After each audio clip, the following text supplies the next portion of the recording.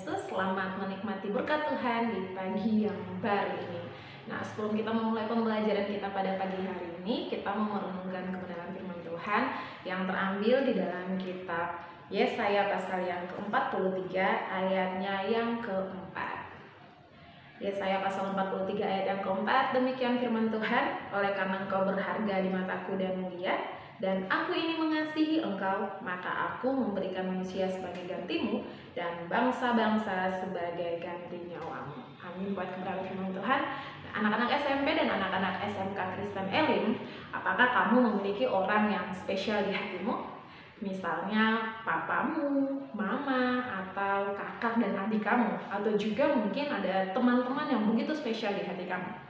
Biasanya kalau seseorang itu spesial di hati kita, dia pasti punya sesuatu yang ada dalam dirinya yang membuat kita merasa bahwa dia begitu spesial bagi kita.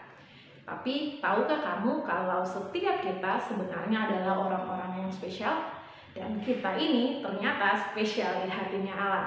Kalau kalian baca di dalam Alkitab, kalian akan menemukan begitu banyak ayat firman Tuhan yang menyatakan betapa spesialnya kita di hati Tuhan.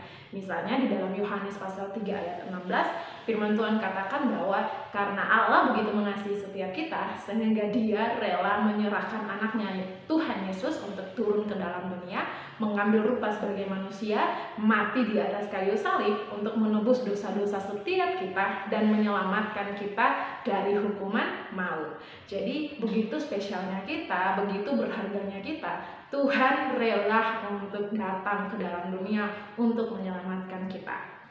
Bahkan firman Tuhan di dalam kitab Kejadian pasal 1 ayat yang ke-27 juga di sana mengatakan bahwa kita ini diciptakan seturut dengan gambar dan rupanya Allah. Di dalam Sakaria pasal 2 ayat 8 firman Tuhan juga katakan bahwa kita digambarkan sebagai biji matanya Allah.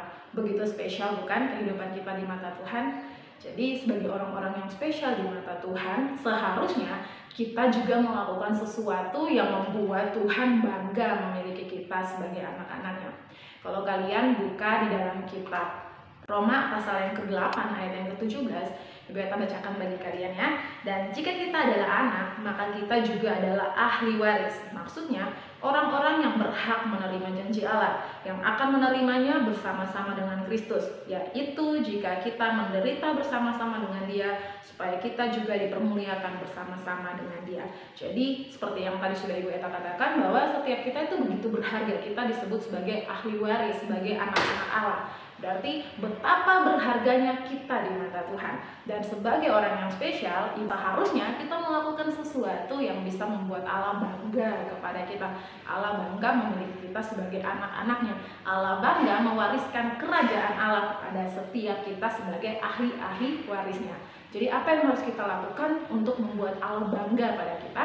Kalau kalian buka di dalam kitab 1 Yohanes pasal yang ketiga ayatnya yang ke-1 sampai ayat yang ke-9, di sana firman Tuhan menjelaskan dengan begitu detail bahwa Allah ingin identitas yang kita miliki sebagai anak Allah, yaitu kita meninggalkan dosa, hidup dalam kesucian, dan kita mulai melakukan kebenaran dalam kehidupan kita.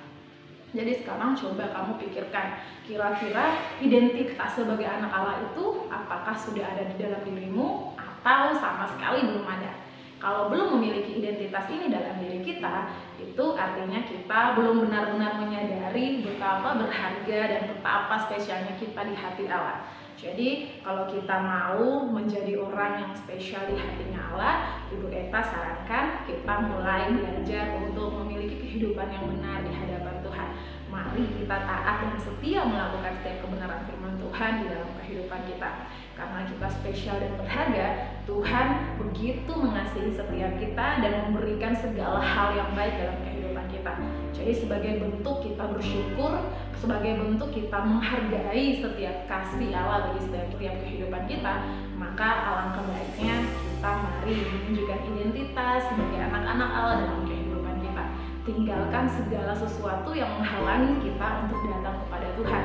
Mari kita berlomba-lomba untuk menyukakan hati Tuhan, menyenangkan hati Tuhan dalam kehidupan kita. Kalau kita sudah mengambil keputusan untuk menjadi anak-anak Allah, maka milikilah identitas itu di dalam kehidupan kita. sehingga kehidupan kita menjadi kehidupan yang memberkati banyak orang. Itu saja yang bisa Ibu Eta bagikan pagi hari ini. Ibu Eta percaya bahwa kamu dan kita semua adalah orang-orang yang sangat spesial di mata Tuhan. Karena itu, bertindaklah seperti orang yang spesial. Tuhan Yesus memberkati kita semua.